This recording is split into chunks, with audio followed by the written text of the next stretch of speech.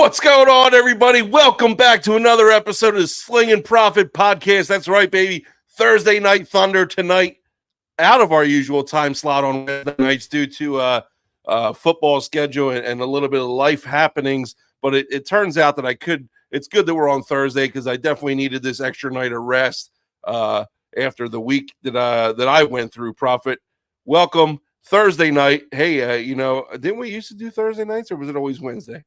Wednesday, yeah, because Thursday interferes with football. Oh, that's right. Yeah, but that's true. Not yet, though. We still got a couple more weeks for that. Wait, I saw something about just before we started tonight that this is the final Thursday until February that we won't have football on the television. So there you go. Excitement is around the corner, baby. That's for sure.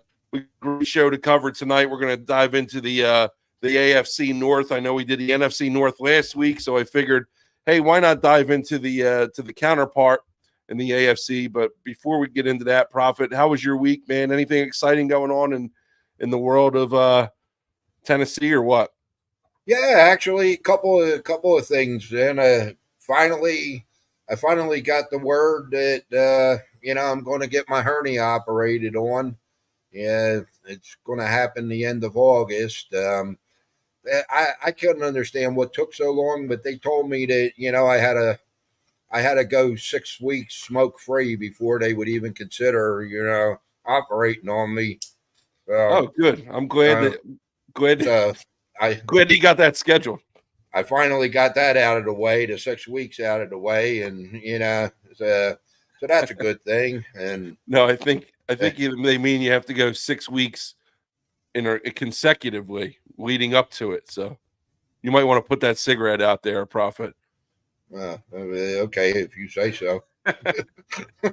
What else is going on? I'm glad to hear that you got your surgery scheduled so you can finally stop walking around with a damn harness or whatever the hell it is that you wear over there. So yeah, well, you know what? I mean, Mrs. Proffet said to me yesterday, yeah, now you can stop walking around with your hands down your pants. And I was like, I kind of like that, And she's like, you were the only one. It has nothing to do with the hernia, let me tell you. And let me tell you what, I'm telling you, I was down for the count, man. I've been out since Friday, and today's the first day I really feel like, normal. But even still, I got some lingering effects. But, man, I was out Friday. I took Kaylee to a soccer camp Friday night, and I made it about halfway through, and I had to go to the car. And I'm just like, dude, I'm shivering in the car. Like, it's 100 degrees outside, and I got the chills. I'm shaking, and it was pretty wild. So I spent the next 3 or 4 nights in bed, or 3 or 4 days in bed. Bed. I did pick up a new show though. Was binge watching a show called Deadliest Catch, which I know it's not new, but I probably watched it about 15 years ago, and to pick it up, man. So I'm feeling a little crabby tonight. Got crabs. Actually, well, I'm gonna feel a little sharky with my land shark, but I'm feeling a little crabby. I think I can handle the Bering Sea. I don't know. I got 3 kids. I'm pretty sure that we can handle anything. So put me out there and let's get some appeal. I don't know when the hell they started fishing for salmon though. When's the last time you watched that show? Because when I used to watch it was only king crab, and that's what they would bring up. Now they fish for salmon, cod, crab, everything. I've never seen it with fishing. I just well, it's the same. It's the same thing. Crab. It's all still netting, I'm guessing. No, right? It's still pots. That's the thing. They're still really? Yeah, they look like crab pots, but they're actually they bring up hundreds and hundreds of fish in there, and they're getting paid just as much. So it's pretty wild. The one boat brought up like $5 million worth in one season. It was pretty wild. So yeah, I'm kind of on my Deadliest Catch kick right now. It kind of takes me away from everything that's happening in the world, because if I would just sit there and watch the news every night, I would drive myself friggin' insane with what's going on. But we'll leave that one. We'll leave that one for another time. But yeah, hey, we're in full swing with these NFL training camps, right? I think there's every team I think is in camp now, if not they will be by the end of the week, if I'm not mistaken. Well, before we move on, I just want to let you know that I saw one of our old friends this past week. Also, for one of the show's old friends, Tony Three Thumbs. Oh, you did? Yeah. How's he? Well, you know what? I mean, he's starting to get over. Tina ended up taking him to court, and I told him months ago that he needed to employ Dewey, Cheatham, and Howe law firm, and instead he went with Flanagan, Brannigan, and Ishkovich, and them guys are shysters, man.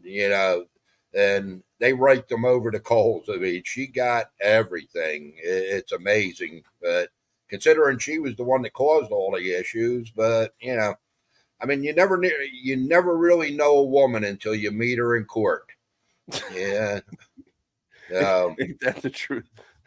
So But is it safe to say that Tony's going to be back on the gambling trail this fall, or what? yeah, He's for gonna sure. need some money. I mean, he's been asking for work and all, but I mean, I don't know. We'll have to see. We'll have to see what happens.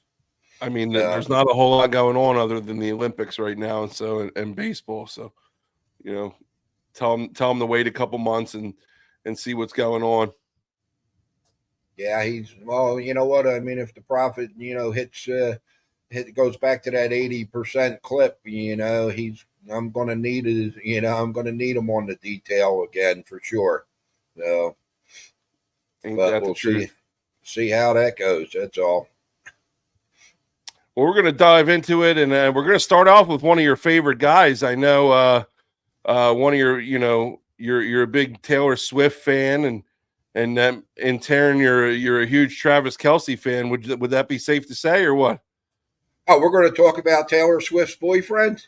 Yeah, we're going to talk about Taylor Swift's boyfriend cool. and how the AP rankings came out this week, and actually today, I believe, either today or yesterday, within the week they came out, and the AP rankings kind of, to some people's surprise, has Travis Kelce still ranked as the top tight end in the NFL. I don't think I agree with this, but I don't know if I have a strong enough argument to go against it. But it's definitely, after the year he had last year, and I know he came on towards the end of the year and really kind of, got back to his normal self. But do you think that Travis Kelce's the top tight end in the NFL again this year? Well, I mean, it's definitely an arguable, pick there, but based on the fact that once he put all his distractions aside, should I say, last year, he showed that he could be a game changer. I mean, hell, they really didn't have any receivers last year. I mean, they had Rice, who came on, throughout the course of the year, but it's amazing that I'm hearing that they're not. Rice is not going to be disciplined by the league for his actions this offseason. Yeah, which is that's absurd. Yeah, how many guys have been punished for so much less too? Play the Lakers over, or in your car, and you'll get suspended for 6 games. Yeah, the management of this league is ridiculous. More than that. So you do get back to it. You think that who else would you put maybe in that category of potential top tight ends off the top of your head? It's hard to say. I mean, they had Kittle at number 2. I mean, I feel like Kittle don't agree with that. Yeah, I don't think he had a great year last year, but he's been notoriously strong. Hawkinson is number 3. Mark Andrews is 4, and then Sam Laporta is number 5. I think you can make a case that Laporta should be higher than what he is. Well, again, and my pick there, the guy I was going to throw out, it's like, okay, let's see him do it. Let's see him do it again. He had a great year last year, but Njoku, man, sure, he was a top tight end the whole year, but he's got to do it. Laporta was a great tight end last year. Let's see him do it again. Kelce's been doing it for years, and he showed, like I said, at the end of the year, he could take over a game. Oh, yeah, And absolutely. He can, but will he? I think is everybody's question. Does he still have it in him? well, if Taylor lets him, yes. I mean, she's going to dictate, Kelsey's play this year. If she wants him in Japan for one of her concerts, he's going to miss the opening game on Thursday night. That's the way it goes. Don't make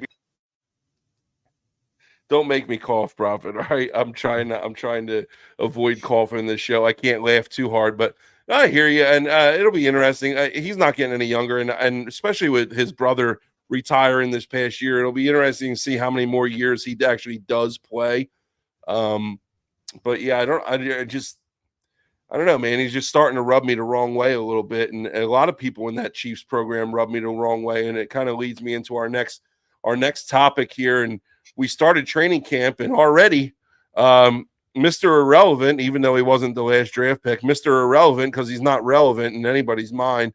But Kadarius Toney was involved in a fight at Chiefs camp already. I don't know if you saw the video or not, but luckily for those who joined us, he wasn't much of a fight, but it was more of a hissy fit. So take a look here.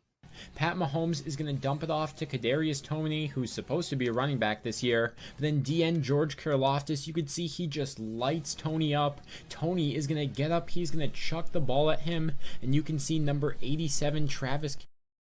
Yeah, I cut it off. I cut it off too early, but Travis Kelce, of course, comes in and gives Karlaftis the business for a clean hit on a receiver who had the ball. And then you saw Toney just wind up and friggin' beam the ball at the defender's back. Like, dude, is there anything like cruddier than friggin' pegging somebody with the ball after, like, you're just admitting to everybody that you're a sissy, like you got hit, you got a clean tackle, you got rocked pretty good, and you get up and spike the guy in the back with the ball. Come on, man. And I guess it's been the MO for this guy's career. He's not very well liked anywhere he goes. I know he wasn't well liked with the Giants, and they were happy to get rid of him. So, what do you think about this video and this? I don't know. Do you have any thoughts on how Toney is? Well, yeah. I mean, it was a bullshit move. Let's be honest. Okay. He got hit hard, but I think he didn't get hit as hard as it actually looks, because if you look at him, he's kind of like cutting away from the defender, and he's kind of angled, and the defender did hit him. He didn't blow him up. He could have, but Kadarius he's a baby, and yeah, to turn around and throw the ball at the guy when he ain't looking, I mean, what kind of move is that? Yeah, it's just dude, it's stupid, and not for nothing. Like, you're not even to mention the fact that, like, you guys are teammates. Like, it wasn't a dirty hit; it was a hit within the practice, and you get up and spike the ball, dude. I don't have time for that. See, I mean, you're going to see in training camp. You see a lot of fighting, but most times it's between offensive and defensive linemen. Younger guys that are trying to make the squad, trying to make the name for themselves. I mean, this guy's a first round draft pick.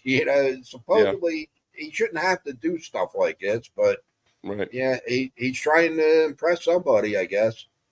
Not me. Well, coming off of football for a few minutes here anyway, and the Olympics started, and we're underway with that. I know the opening ceremonies aren't until tomorrow night, I think, right? They always try and do them. Yeah, I think it's tomorrow. They always try and do like prime time opening ceremonies, but the games have started. And have you watched any of it yet, or no? Well, yeah, I actually me and Mrs. Proffet caught some rugby yesterday. Oh, yeah. Yeah, we saw the USA tie and then get hammered by Fiji. I believe Fiji. I mean, they look unstoppable. Fiji, I love their water there. They got great water. Yeah, they do have good water. I don't know if it's imported though, or whether it's from there. Sure. Yeah, I don't know. But I'm looking forward to the sorting. That I forgot about that in last week's show. I think that's one of my favorite. That's events. called fencing, not sorting. But yeah. No, where they slice each other up, and they constantly have to bring guys out to clean up the blood. Yeah, okay. I think we're Yeah. talking about a different kind of Olympics. But speaking of massacres, the U.S. men's basketball team almost suffered a massacre at the hands of South Sudan last week, and they barely squeaked by. Now, granted, Germany's a good team, but you beat a country that's been a country or a nation or whatever it is for 13 years in South Sudan. You beat them by 1 point. And then you go out and you beat a Germany team by I think 4. Granted, Germany's a lot better, but I'm getting the vibe from this United States men's team watching this game, and I watched a little bit of the South Sudan game. I didn't catch any of the Germany game, but these guys are just going through the motions while their opponents are playing like it's the last game of basketball that they're ever going to play.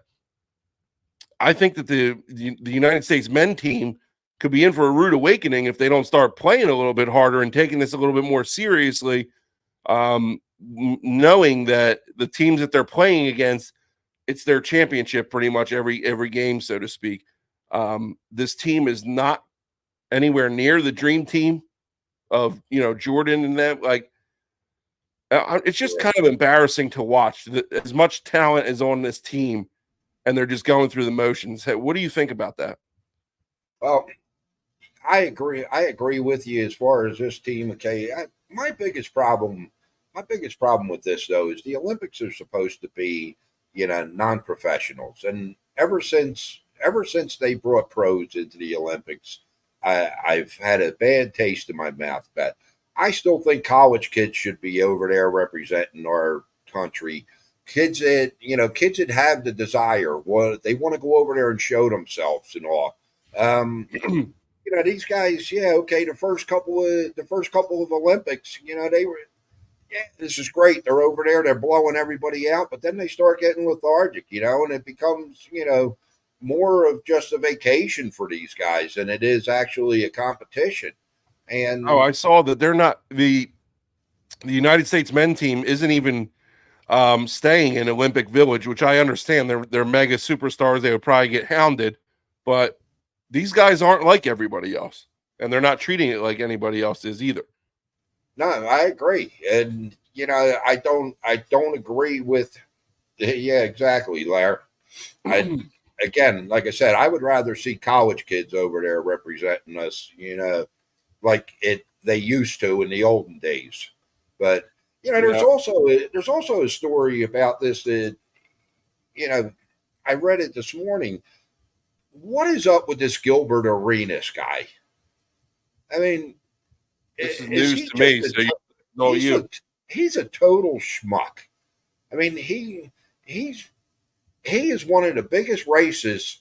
This is the second time now in less than a month that he's made headlines for being racist. I mean, he totally blasted the South Sudan, and Joel Emblid too. Was a part of it. I mean, I'm not going to say, if you're interested, look it up. Look up what Gilbert Arenas had to say about South Sudan, and then how do people get away with saying that?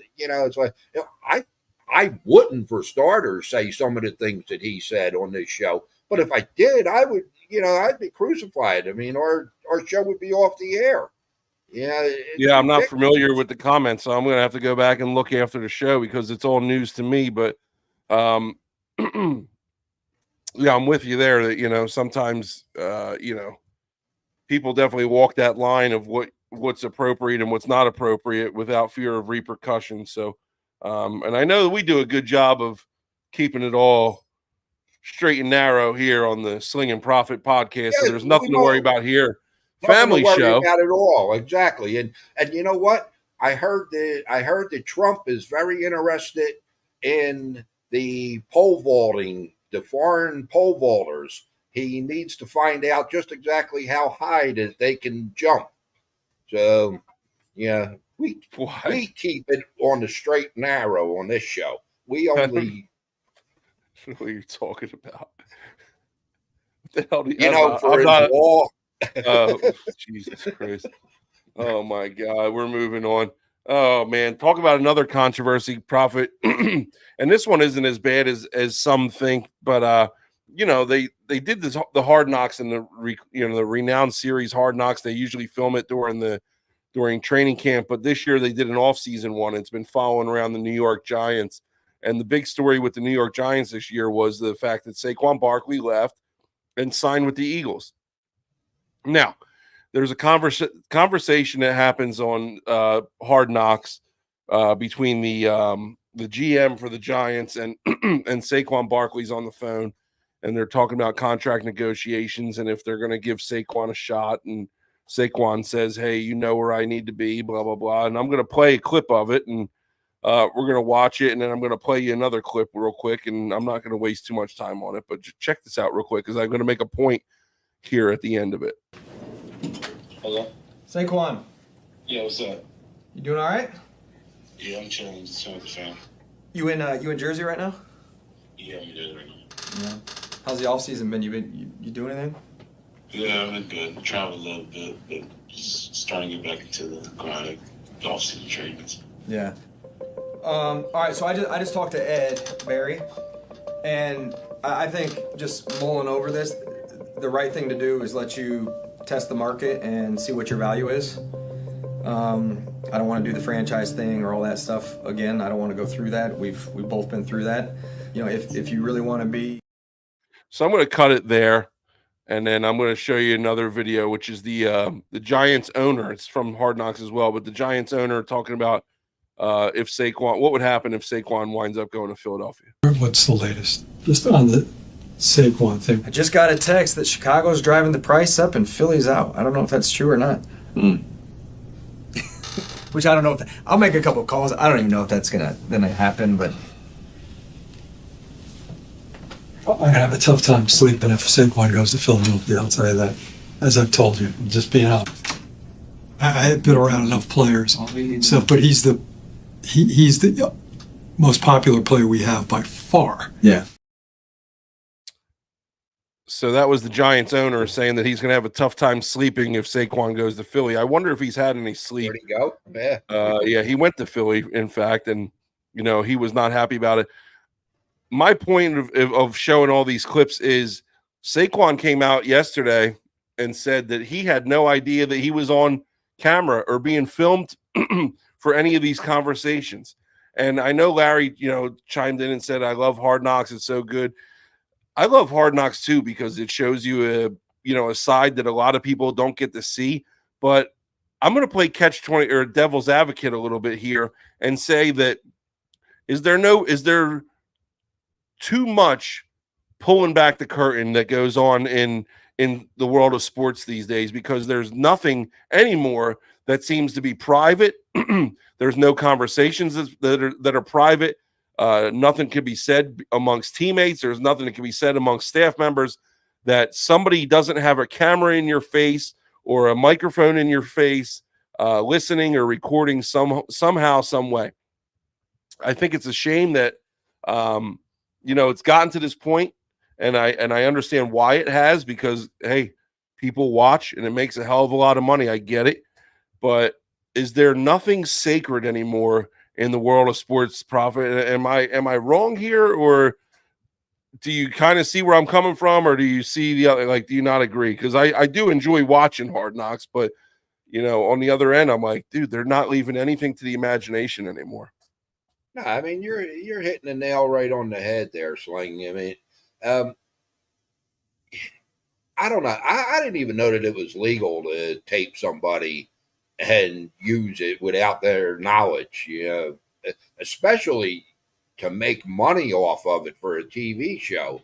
Yeah, I mean, it is crazy. It's the direction of the world, though, and it's sad because instead, you see somebody getting their ass kicked on the side of the road. Instead of somebody helping them, you're going to see 30 people out there with cameras filming it. Oh, so that yeah, that's the only thing that fills my my social media anymore is videos of people fighting or violence or anything like that. And like you said, everybody's just standing around with a camera and they're not doing anything. And it's not necessarily the same situation, but it's kind of similar. I mean, it's the way it is. It's like it doesn't matter the cost. At any cost, we're going to get ratings. We're going to do what we want. Like I said, I mean, I don't know the way Saquon handled it. Was very professional. I mean, he was actually, he was saying that Hard Knocks, could have made it worse. They did a good job editing things and all, but the bottom I line is saw it as he came out and said they made him look like the villain, and I don't think in that clip he looked like a villain, but I didn't watch the full the full episode, so I'm not sure. But yeah, well, I'm guessing that's what he's referring to with the editing of it and all, But uh, yeah, it's sad. It's sad, but it's a part of life anymore. And sure. yeah, And let's talk about villains and keep that going. The number one villain in New York might be the quarterback, the 40-year-old starting quarterback, Aaron Rodgers. And this is a story that's a couple weeks old, but Aaron Rodgers goes to Egypt instead of minicamp. And my point of bringing this up isn't so much the fact that, hey, Rodgers missed minicamp. My point is the fact that I get a sense of some trouble in paradise here between the head coach and Aaron Rodgers. And what I mean by that is I think the head coach, Robert Saleh, is trying to hold Rodgers to a standard that he doesn't necessarily need to be held to. The guy's 40 years old. He's had a great career. He immediately makes your team better. And you're trying to, save face by covering your own rear end in the media by saying, he's being fined and stuff like this for missing minicamp. I'm like, dude, like, it just doesn't seem like that there's a good relationship there. Like, Rodgers doesn't need to be here. You should be happy that he's here. And instead, it seems like every time you talk about the guy, he's doing something wrong or he's getting in trouble or some kind of reprimand. Did you see anything about this? And what do you think about this relationship between the two? I didn't see a whole lot about it except, he, when it first came out, they didn't say that he was in Egypt. They said he was just missing camp, and it was excused. I mean, he was still going to be fine, but Salah knew about it and all. So the fact that it's become an issue, why, I don't know. I agree with you, though. Rodgers is going to New York to try and help the Jets, win a Super Bowl. He probably could be making, similar money on the Pat McAfee show every day. He doesn't need to be there, but he's there. Good program there. Good program. He tore his Achilles on the fourth play of the year last year, and he wanted to play. If they had a team to where he would have made a difference at the end of the year getting into playoffs, he was ready to play. I mean, the guy's doing what he can to help your team. Leave him the hell alone. He's not a 22-year-old kid coming in from college. He knows what he's doing. He doesn't need that much preparation time. Yeah, I'm with you. And I think Salah, like, I don't know if he's trying to save face amongst his team or trying to, establish his dominance or something like that. But, like, dude, like, he's Aaron Rodgers. He doesn't need you. He doesn't, like, just let him go play. He'll give you 2 more years and, like, he'll give you the best chance that you possibly can to do something meaningful in those couple of years. Just leave him be. He's going to make people forget that the idiot drafted Zach Wilson. That's true. I mean, it's probably part of the reason why he still has a job, honestly. We're running a little over on these auxiliary stories, as I like to call them. So we're going to try and press through these next few slides here. We talked about Travis Kelce being voted number 1 by the Associated Press, but Tyreek Hill came out as the number 1 wide receiver in the AP's rankings. Quite interesting. I don't know. We talked about it last week. I think there's a tier of 3 or 4 guys that could be considered the best in the league. Would you put Tyreek Hill as number 1, Prophet? Yeah, I would definitely have him up there as top 3 for sure. I mean, to say who is the best is so difficult because there's so many different circumstances. You got you got Tua throwing them the ball instead of Mahomes still. He was probably the best receiver in the league when Mahomes was throwing him the ball. And not that Tua is terrible. He's not, but he's not About Hawk Mahomes. Tua? Yeah, that. But Anyway, I get what you're saying, and he had. I mean, he's still been productive with Tua, but like Justin Jefferson is number 2. You could easily make a case for him being number 1. Jamar Chase, you can make a case for being number 1. CeeDee Lamb, which we're going to talk about in a minute. I mean, I think he's ranked number 3. I think he's probably number 3. He's good there. And then they got Amon-Ra St. Brown ranked number 5. Like, and dude, give me any one of those guys, honestly, to start a receiving core with, and I'll be happy. That's what I'm saying. So to turn around and say, well, this guy's better than no, they're all good. And the only reason that one may have a better year than the other is because of the guy throwing the ball to him. I mean, that's an important factor when it comes to wide receivers. Like I said, let's see what Jefferson does. I said it last week. Having Sam Darnold and McCarthy, or whatever the heck his name is, the rookie from Michigan, throwing the ball to him this year, he's not going to have $140 million contract years. That's for sure. Well, let's talk about those QBs that are throwing the ball. And on the same hand, Patrick Mahomes is ranked number 1, voted number 1 by the Associated Press. So it goes Mahomes, Josh Allen, Lamar Jackson, Joe Burrow, number 4, and then C.J. Stroud coming in at number 5. Holy smokes. All AFC quarterbacks, too. C.J. Stroud coming in at the 5th best quarterback in the NFL. What do you think about Mahomes being number 1? I think out of that list, he's number 1. I agree with that. That's the one that I can totally agree with, for 2 reasons. Number 1, he's a player, and number 2, he's a winner. Yeah. Just because he's won 2 Super Bowls in a row now doesn't make him the number 1 quarterback. I mean, Trent Dilfer, had he won a second Super Bowl with the Ravens years ago, he still wouldn't have been the best quarterback in the league. But right. Mahomes is the best quarterback in the league in my mind. I agree with you. And I'm a big Josh Allen fan, but he fell off for me last year. And Lamar Jackson, and Joe Burrow. Joe Burrow's got a lot to prove this year. We'll talk about that when we break down the North. And then Stroud is kind of the dark horse coming out of all that. I'm surprised to see him ranked so high, but I guess, after 1 year, hopes are high for him. So be excited to see what he does. Do it 2 years in a row for me. That's what I always say it. Going back to the receiver topic, we touched on it. CeeDee Lamb's not reporting to camp. He's holding out. We talked about last week with Justin Jefferson's $140-something million contract, making him the highest paid non-QB in NFL. Is CD going to get this kind of money, or what's going to be the course of action here to get him in camp and on the field for the Cowboys this year? Because I know Jerry's not afraid of spending money, but there is a thing called the salary cap, and the Cowboys, I don't know where they fall under the cap right now, but you're talking about a big chunk of change if he wants to get this deal done now. Do you see this ending pleasantly, or do you see this ending hastily?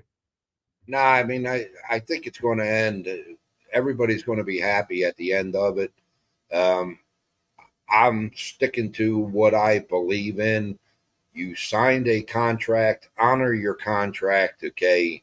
And next year, you're up for a contract. You can become a free agent if you choose, unless they tag you, okay? At that point in time, you're still going to make $30 million a year. The guy's making $18 million this year. That's not enough. Yeah, I mean, you signed. The government takes half of that. Damn it. had CD come out of Oklahoma, and had he just been a mediocre receiver, he would still be making $18 million this year. Okay, but he's good, so he wants He's more. not good. He's great. Oh, I don't know. Great, great. Really? They're football players. They're good. They're again. They're He is a top level receiver. He's not a good He's a top receiver. level receiver for sure. And Yeah, he wants I mean to that get makes him paid. better than good, does it not? He's not great though. Only Tony the Tiger is great. Oh my God, man, you don't make many friends with Cowboy fans on this show. I'll tell you what. or with Taylor Swift's boyfriend. Can we talk about Joe Hendry here? I mean Joe Burrow for a second. Look at this guy. Friggin' is Joe Burrow focused on a strong year? You talk about somebody who played in 10 games last year. A letdown of a season. I get it. Things happen, but you come into camp and you're asked about your hair, and he says, "I don't know. I was bored." Dude, like, is this what you want your starting quarterback friggin' going into what year now? His fourth year, fifth year? Is this how you want your quarterback looking, coming in? Is this a sign of preparation and business? Because in my mind, it's not. In my mind, it's some kind of cry for attention. And just, this isn't boredom. That's not what grown-ass men do when they get bored. All right, this is something off the wall. It's stupid, and it's telling me that he's not ready to bounce back this year. Oh man, Larry says, "Come on, Prophet, get some T's and Cowboy love." TS and Cowboys love. Taylor Swift. Yeah, whatever. I gotta try and keep it cool with that. I forgot he's got the family that tears me apart over that Taylor Swift stuff. Yeah, he does kind of look like Cody Rhodes here. Prophet, I mean, am I overlooking this thing, or is this boys being boys, or is this got something to it? Nah, I mean, you know what? I don't know. Cody Rhodes. That's a good comparison, but I don't get it. I really don't. And I don't think we should make too much of it, but we got to make some of it because he looks like it slapped ass. Like you were bored, so. I mean, how are your teammates supposed to respect you? You're the leader of the team. You take your helmet off and you look like that. I mean, I'm laughing at him. Yeah, I mean, for what, like I said, what reason? Like, dude, just why? Grow a beard. It just doesn't. Yeah, I mean, look at this thing. This is perfection here. This is 15 years in the making, and I still can't connect it. But damn it, I try.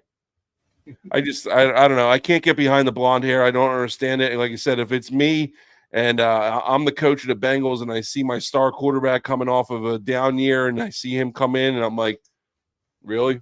Like, what are you trying to do? What are you trying to prove here? So, I mean, I ask him to go see a therapist, before he steps on the field just to make sure that he's okay. I mean, I don't know. Yeah.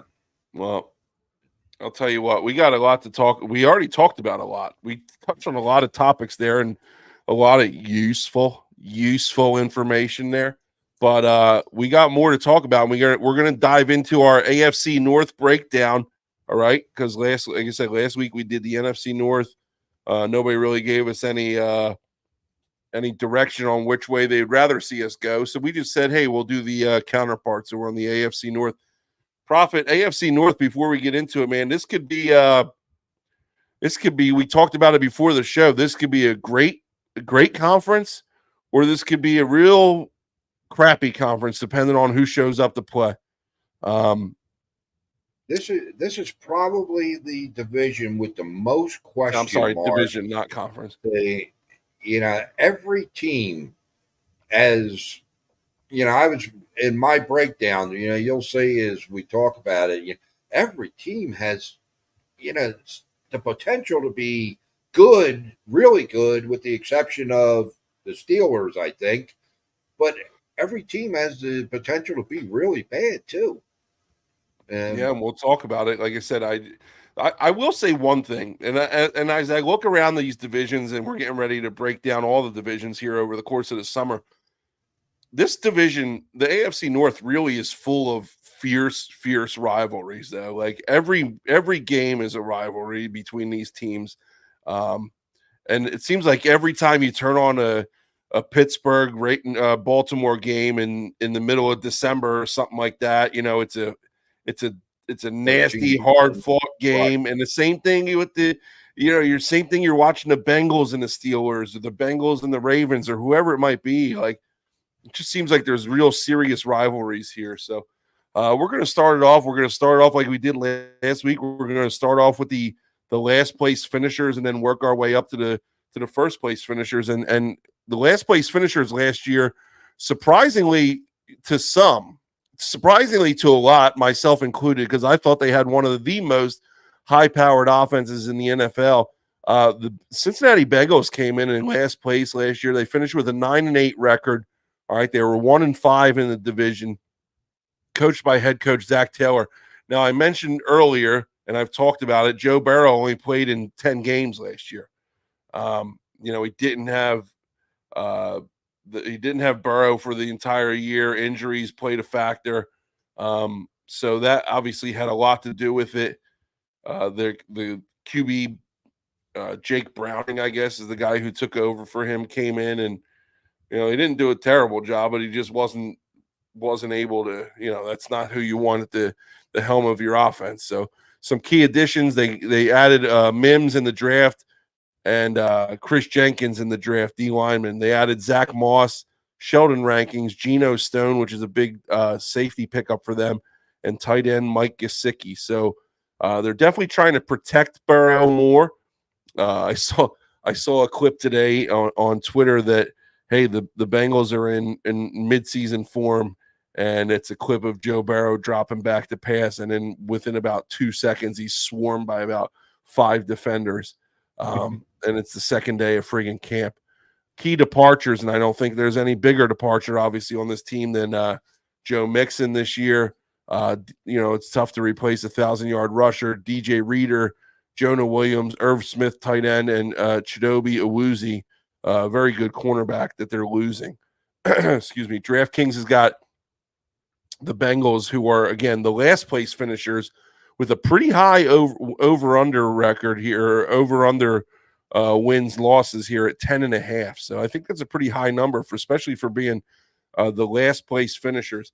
Listen, I think if the Bengals are going to be able to do anything, they need to have Joe Burrow at 100%. They need to have Joe Burrow, and they need to have Jamar Chase at 100% for the entire year.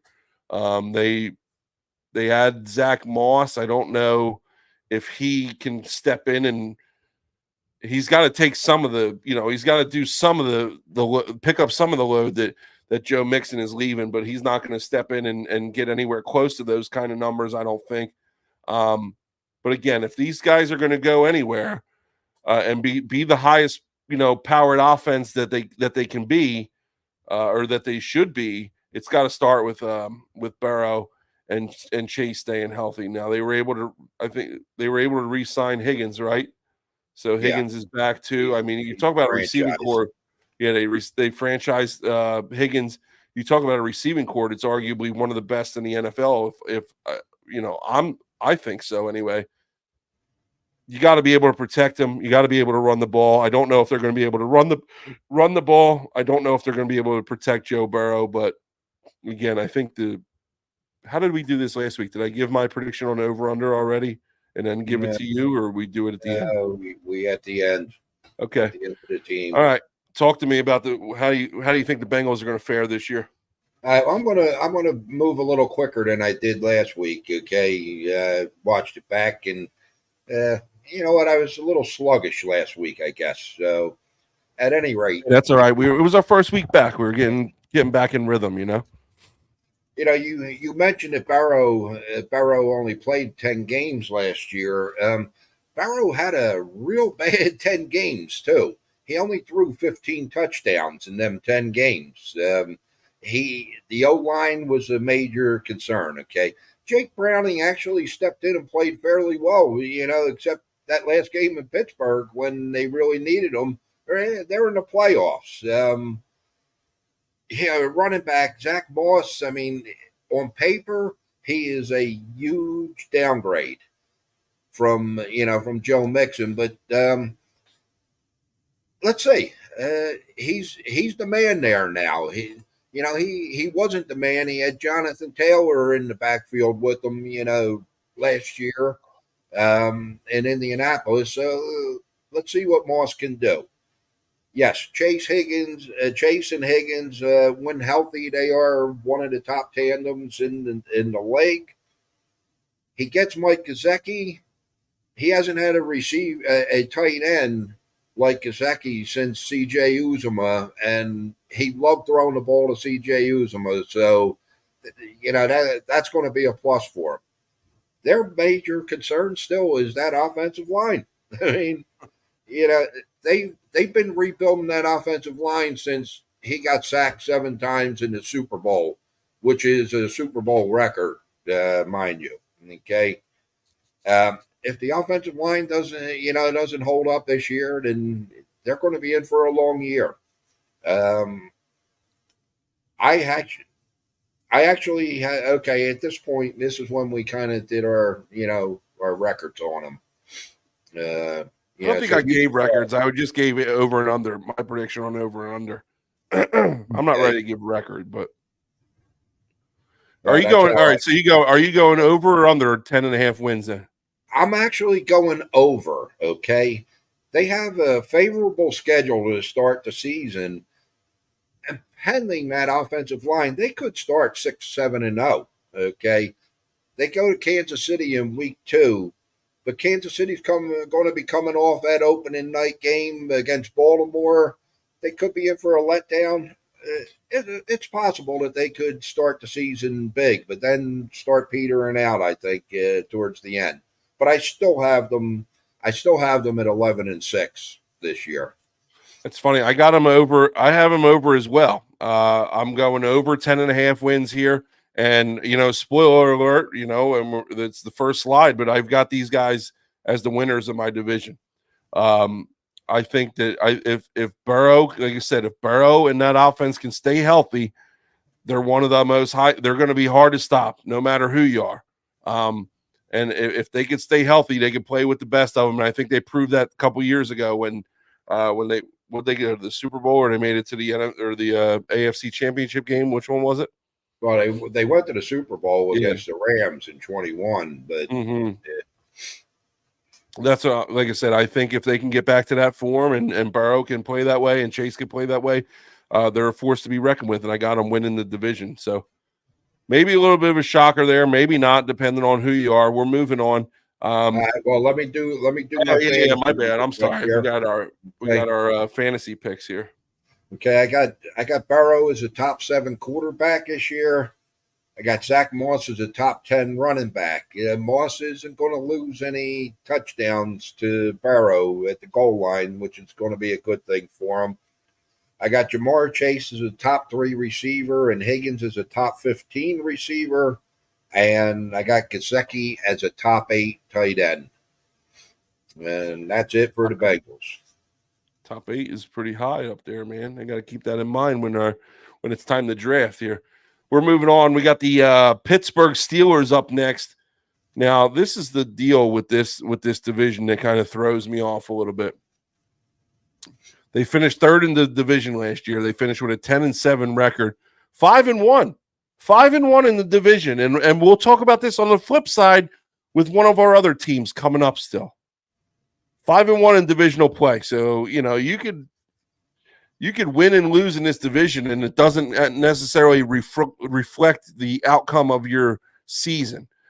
Tomlin is still at the helm of this team somehow. And you talk about a team that had a lot of off-season moves. You got to talk about the Steelers. You got Russell Wilson coming in at quarterback. Justin Fields coming in a shocking move at quarterback. Patrick Queen coming in as a big-time jump from the Ravens at the linebacker position.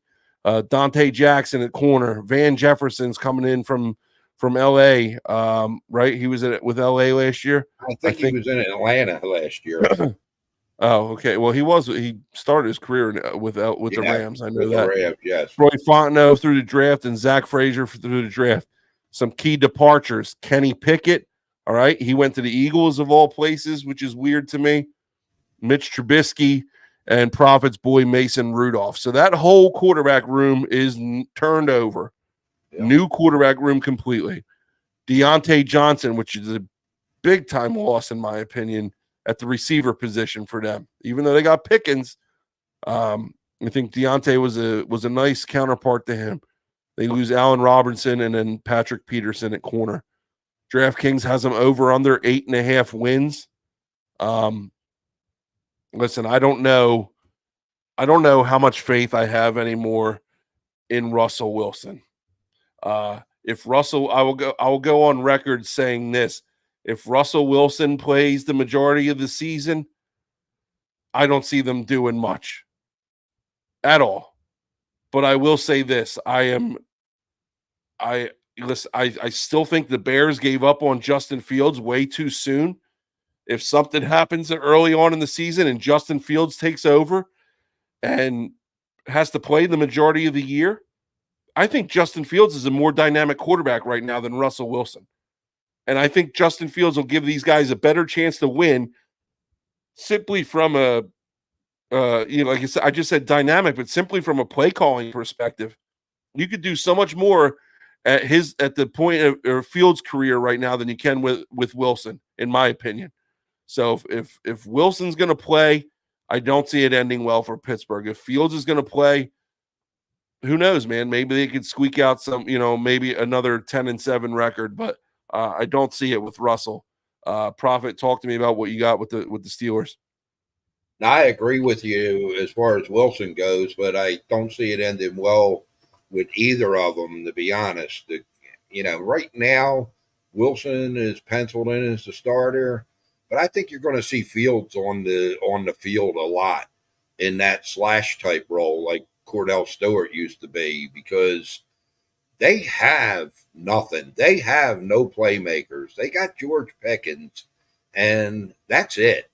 They got Najee Harris and Warren in the backfield. I mean, that's Najee Harris is a great 3.5 yard carrier. Warren's a little more explosive as a change of pace, but he's still not a great back by any means. Freiermuth, the tight end, he's average at best. Their problem is going to be up front this year. Okay, they've got 2 offensive linemen that are rookies that are going to be starting, and that's Fontenot and Frazier. And they have a second year O lineman, Jones. Yet they are very young up front. This is where Fields may come into play better being in the back, because Wilson doesn't move the way he used to, by no means. Sure, exactly. But their defense is phenomenal. Their defense kept them in most games last year. Yeah, and it's going to do it again. I mean, hell, you get Patrick Quinn. Mara was upset about Barkley going to Philadelphia. How do you think? Oh, I can't imagine how the Ravens feel. Yeah, the Baltimore organization. I mean, jeez. Yeah, I mean, that's a huge crosstown jump there, but not crosstown, but cross division jump. Where do you got them? The over-unders at 8.5. You got them over or under? Well, I actually, they're benefiting from a fairly easy schedule this year. I mean, they get Atlanta, Denver, the Chargers, Indy, Vegas, the Giants, and Washington. Okay. That being said, I see Mike Tomlin having his first losing year record for the year. I actually have them going 6-11 if they're lucky. Wow. I'm going over. I think they're going to win 9. I do. I think they'll win 9. It's not going to be great. It's not going to be pretty, but I do think they're going to win 9. That's where I have them. Talk about your fantasy projections for the Steelers. Okay. In deep leagues only, Wilson and or Fields in the last 2 rounds. In deep leagues only, Najee Harris in the late rounds. I got George Pickens as a top Harris in the late 25. rounds. Yeah. Man, I'm telling you, I really have no faith whatsoever in this offensive line this year. wow. And And then what was the Pickens play? Pickens I got as a top 25 receiver, and Freiermuth in the late rounds in deep leagues also. And yes, I did see that also, Larry. That it's a move. It's a move to get them on the field. They have to. They have to have them on the field, and not Talk as a about Fields. quarterback. Talking about Justin Yes. Fields. Yes. Well, we're moving on here to our next NFC, or I'm sorry, AFC North team, the Cleveland Browns, who I think were the overachievers of all overachievers last year, thanks to one Joe Flacco. They finished 2023 with an 11-6 record, 3-3 record in the division. Head coach is Kevin Stefanski. Last year, they finished in the second in the division, gaining a playoff berth, which not a whole lot of people expected without Deshaun Watson being the quarterback. Now, did they expect it with Deshaun Watson being the quarterback? I don't know about that either, but Probably not. I could tell you it was definitely not expected with Flacco coming off the bench. But hey, he did, and he played well, and he showed, he can still play. I don't know. Did he sign anywhere this year, or is he officially done? I don't know. I gotta look. I gotta look that up. I'm looking it up right now. I thought he was out in the West Coast somewhere. Oh yeah, he's for the Colts. He plays for the Colts. Ah, okay. Well, he'll be on the field there too. There you go. Joe Flacco signed with Indy. Anyway, key additions this year: Jameis Winston at quarterback. I don't know if you call that key in my opinion, but I gotta keep it civil. I am not a Jameis fan. Jordan Hicks, Deontay Foreman at running back, Mike Hall at defensive tackle via the draft, and Zach Zinter also via the draft as an offensive line. Key departures: Joe Flacco, we mentioned, Mike Ford at corner, Jordan Elliott, defensive tackle, and Anthony Walker at linebacker. DraftKings has got these guys at over under 8.5 wins. I'll be short, sweet, to the point, Prophet. I don't foresee the Browns having a great year this year, whether it's Jameis or I imagine it's going to be Deshaun Watson, right? They have to go back to him. If he's healthy. Is he not going to be healthy for the start of the season? They still have not said that he's going to be starting the year. That's crazy to me, but I've just never been a Jameis guy. I just don't, like I said, I think that the whole deal with the Browns last year was kind of a flash in the pan with what they were doing and the way they were able to do it. But I don't see that lasting. I don't see that carrying over to this year. And I do see them finishing at the bottom of the at the division here. So what do you got on these guys? Well, Sling, this team has, we were talking before the show about question marks, with all these teams. This team has the most question marks of anybody. Yeah. You got Deshaun Watson. Is he going to be ready for the season? Is he not? Right now, they said he threw in 7-on-7s, but he's not ready for contact. So we don't know what the story is there. And Nick Chubb, he's definitely, they put him on the pup list. He's not going to be ready for the start of the season, if at all, this year.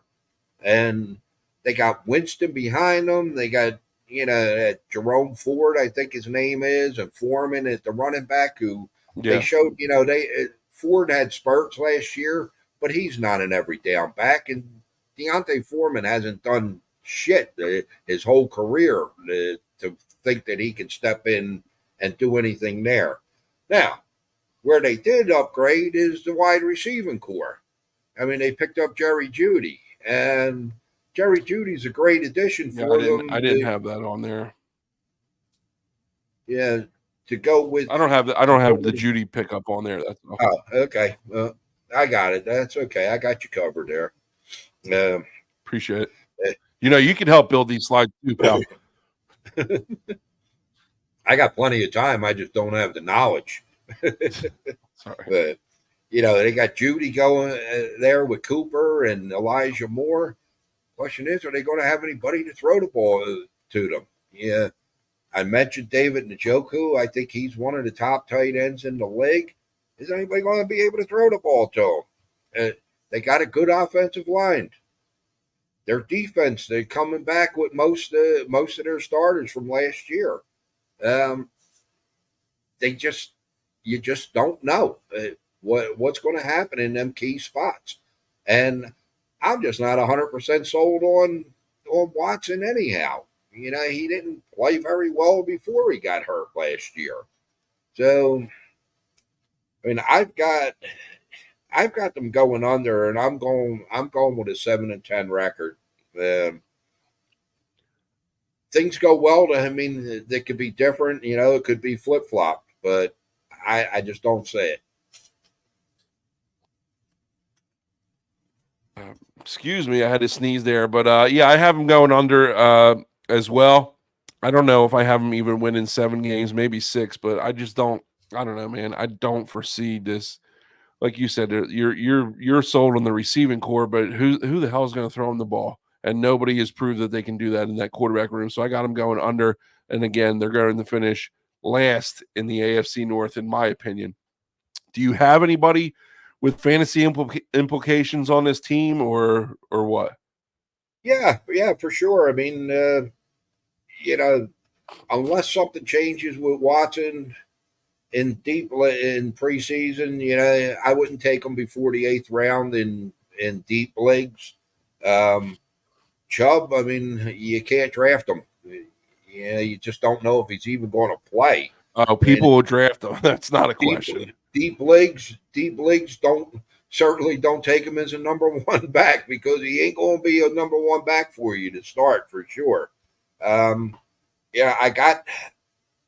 these are all based on, somebody being able to get the ball. I got Judy as a number 12 receiver. Cooper is a top 18.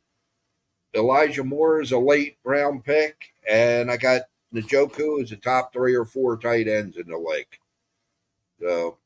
All right. Well, there you go. You got some fantasy plays out of it. I do like Njoku. So we're going to go ahead and get into our last team here, which is the Baltimore Ravens. They finished first in the division last year, finishing with a 13-4 record and a 3-3 divisional record. And this is what I was talking about earlier. I talked about you can go 13-4 and go 3-3 in a division. It's a tough division, man. Every game is a rivalry game. So for sure, it doesn't matter how good you are. This team, the Ravens had 4 losses, and 3 of them came within the division. So.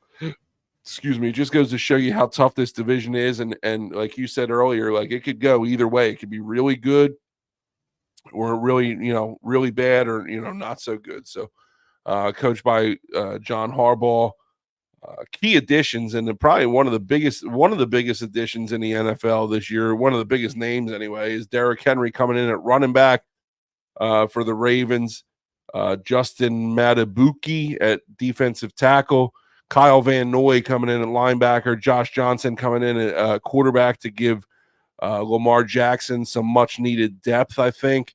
Nate Wiggins. What? Why are you laughing at that?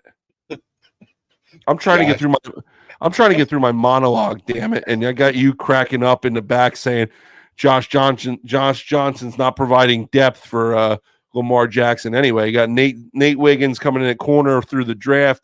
Highly touted cornerback, and Adiza Isaac coming in from Penn State, coming off the edge as an edge rusher there. Now, I don't know if any other NFL team lost more players in free agency than the Ravens did. The Ravens lost 15 guys this offseason due to, I guess they were really in a lot of cap trouble, none bigger than Patrick Queen. They lost them, and they couldn't have gone to a worse spot going to an in division rival. Lost Kevin Zietler, offensive line. John Simpson, offensive line. Two starters on the offensive line there. Lost Jadavion Clowney coming off the edge. They lost their top leading running back, Gus Edwards. They lost their top leading safety, Geno Stone. They lost Ronald Darby. They lost Rock Ya-Sin, and they lost Devin Duvernay, amongst others. I just couldn't fit them on the screen there. Over under projected at 10.5 wins. Holy smokes, that was a mouthful to get through. Prophet, why don't you start us off on this one, please? Okay, I could do that for you, Sling. At the quarterback slot, I mean, obviously they got Lamar Jackson, and they have absolutely no depth behind him. Josh Johnson, I just said it. They just provided depth. Has this team not learned anything over the years? I mean, now, granted, Jackson played every game last year, his first since his rookie campaign. Okay, but is he going to make it through a whole year? He better, because they have nobody behind him. You're asking him to do 2 straight years, and that's a very. Right. I mean, one whole year is so tough to do. 2 straight years, it's unheard of. I mean, now they got they brought in Derrick Henry, who I love Derrick Henry. Okay, but this is his 9th season, and he's averaging like 254 carries a year since coming into the league. I mean, he's starting to wear down. It was evident last year. Okay, and guess what? They've got no depth at running back behind Henry. Okay, wide receiver. They drafted Zay Flowers last year. They have no depth at wide receiver. They got nobody for Jackson to throw, or Johnson to throw the ball to. Okay, thank you. Their skill position, their best spot is the tight ends, where they got Mark Andrews, who actually missed some time last year, and Isaiah Likely behind them. That's their top spot right now. Their offensive line, I mean, they got a 2nd-round pick playing right tackle, that Rosengarten kid. Okay, he's going to be going up against T.J. Watt. He's going to be going up against Hendrickson from Cincy. He's going to be going up, who the hell, Cleveland, Myles Garrett. He's got 6 games in division that he better show up to play, or Jackson's going to have a long year. I am not sold on this team this year, although I do have them having a winning record. One injury could change that. I've got them sitting at 10-7. Oh my God! There's no way. Prophet. We didn't talk about this before the show. All right, I got them going under 2. I don't like agreeing with you this much on this show, but we've been pretty in tune with our picks so far in this division. I just don't see it happening this year. They've lost way too much, and they didn't get enough back. And I got them under 10.5 wins as well. So it's pretty wild to see that we're on the same. And I think that it's slightly a hot take, there that the Ravens are coming in under 10.5 wins. So for us both to be on that same page is a little bit remarkable there. So you're learning. Well, I learned from the best. We got a comment. Let's see what our comment. Larry says he thinks they win the division. They could very well do that, Larry. I mean, I've got both Cincinnati and Baltimore right about the same record, 11-6, 10-7. One game, I think it's going to be Cincinnati. Prophet, talk to us about your fantasy implication picks for the Ravens. Yeah, well, I mean, even though Lamar has, no weapons again this year to throw to, he still gets it done as long as he can stay healthy. He's a top 7 quarterback. I have Derrick Henry as a top 15 running back. I wouldn't be too high on him, especially considering that Lamar's going to take some goal line touchdowns away from him. I got Zay Flowers as a top 20 receiver and Mark Andrews as a top 7 tight end. But in deep leagues, make sure you draft Isaiah Likely also, just in case anything happens to Andrews, and you'll have a decent backup there. Prophet, how much are you holding back on us? Because I know that we got some listeners from our fantasy league here on the show. What aren't you giving us here? Because I know that there's some secrets in there. I can say this with the utmost confidence. I am not holding anything back at this point. Now, during the season, I may, but right now, I'm giving everybody what I got. Hey, he's an honest man, if nothing else.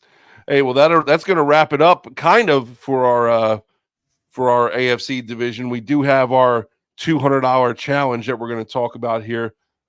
Listen, at the end of the day, anybody's game in this division here. So it'll be interesting to see how it plays out. We talked about it. We touched on it. Could be a really good year for this division. Could be a really bad year. So interesting to see how it's going to play out. Let's talk about our $200 challenge now. And again, if you weren't with us last week, we started out with 3,100 points. We're doing 200 points per week on our pick for that division, over under wins or losses, who we're most confident in. It could be we're most confident in somebody going under the win total, or we're most confident in somebody going over the win total. Last week, I know I went 200 points on the Lions to go over 10.5 wins. Prophet, let's see what we got this week. Hey, now, your $200 challenge, you're laying 200 to win 350.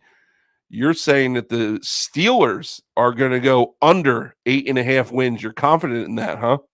I'm extremely confident. I said it earlier in the show. Mike Tomlin's first losing season, regular season, as a coach. Yeah, wow. I just can't. They just don't have enough weapons to compete in this division this year. Wow. Now, I still think, because last week I said Brandon Ayuk would be a perfect fit for the Steelers. I still think even if they get Ayuk, they don't go over 8.5 this year. But I think they're going to be lucky to win 6 games this year. That's a bold prediction, and I know I just talked about the Ravens going under 10.5 wins, and that's the actual play that I am most confident in. I'm laying 200 to win 400. I got the Ravens under 10.5 wins. I just don't think they got the manpower to get it done. And, they went 13-4 last year, but 3 of those 4 losses came in this division. I don't think that they got the ability to get it done with everything that they've lost in this offseason. So I don't think it's the Ravens' year. So 10.5. I think I got them right at 10 wins. So I got them 10-7 now. So we'll see. Oh, you know what? A little footnote that I forgot to add in when I was talking about the Ravens.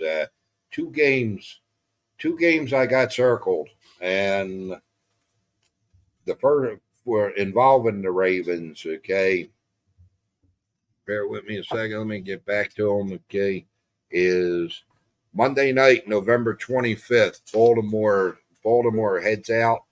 Baltimore gets the Chargers at home. First Harbaugh versus Harbaugh matchup since the Super Bowl. And Christmas Day, Baltimore goes into Houston to take on the Texans in a rematch from the playoffs last year. 2 games I'm looking forward to this year. Oh, there's a bunch of them on the schedule that we're looking forward to, Prophet. We're going to talk about it. We're going to talk about it here in the weeks coming up. But, if you want to take a look, you can see our chart here. Last week, I went with the Lions over 10.5 wins. This week, I will go to the Ravens under 10.5 wins. Last week, Prophet, you went with the Bears under 8.5 wins. This week, you're going Steelers under 8.5 wins. And that's going to wrap it up for our show this week. Another solid effort out of us today. If I could say so myself, I'm kind of like Trump. I'm gonna, we're gonna give ourselves great compliments here. This is a pretty great show. Again, if you got any suggestions on who you want to see division wise next week, let us know and we'll run with that. There's no rhyme or reason to the divisions that we're doing. I'll let you know right now that I will put something out regarding the schedule for next week. I think next week is the last week that we have to come off of Wednesday night, but after that I'll let you know. We'll be back to our regular Wednesday night schedule. So Prophet, you got anything to add here? Not at all. It's been a great show. We had a really good show. I mean, really great. Hugely great. Hey, as always, man, we appreciate you guys joining us. Again, keep following our social media. We'll put out when we're going to be on next week, and then we're going to get back to our Wednesday night routine. So, again, thank you guys, and we'll see you next week. Thank you, everybody.